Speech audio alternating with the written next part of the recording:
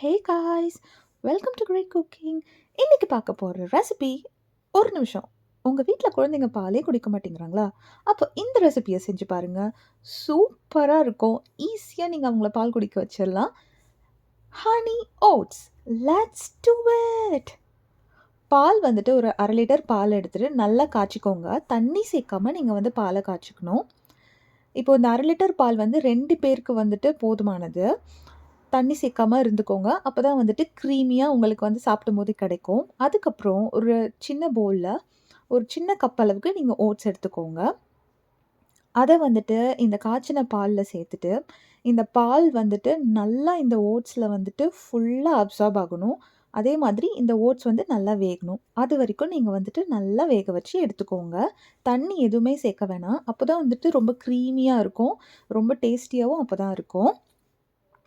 And நீங்க ரொம்ப நேரம் வேக வச்சுட்டீங்கன்னா, பால் ஃபுல்லா இதில அப்சார்ப் ஆகி உங்களுக்கு சாப்பிட நல்லாவே இருக்காது. ஸோ நீங்க வந்துட்டு பாதி அளவுக்கு வந்துட்டு நீங்க அந்த பாலும், ஓட்ஸும் நல்லா மிங்கிள் ஆற அளவுக்கு நீங்க பாதி அளவுக்கு வேக வச்சீங்கன்னா, இந்த மாரி உங்களுக்கு க்ரீமி டெக்ஸ்சர்ல ஓட்ஸும், பாலும் கிடைக்கும். அதுக்கப்புறம் அதுக்கு மேல வந்துட்டு தேவையான அளவுக்கு ஹனி ஊத்திக்கோங்க. நான் வந்துட்டு ஒரு 4லேருந்து 5 டேபிள் ஸ்பூன் ஊத்தியிருப்பேன். அதுக்கு மேல உங்களுக்கு வேணுனாலும் நீங்க சேர்த்துக்கலாம்.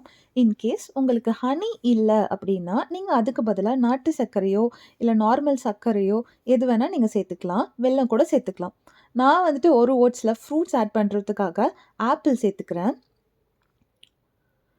இங்க வந்துட்டு இது கூடவே வந்துட்டு பொமோகிரானட் அந்த மாதிரியும் நீங்க சேர்த்துக்கலாம்.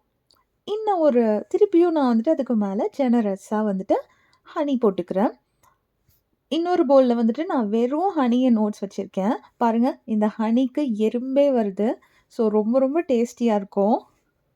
திருப்பியும் வந்துட்டு அந்த ஆப்பிள் சேர்த்த ஓட்ஸ்லயும் ஹனி சேர்த்துக்கிறேன். இத சேர்த்து குடுத்தீங்கன்னா, ஹனி ஓட்ஸ் ரெடி.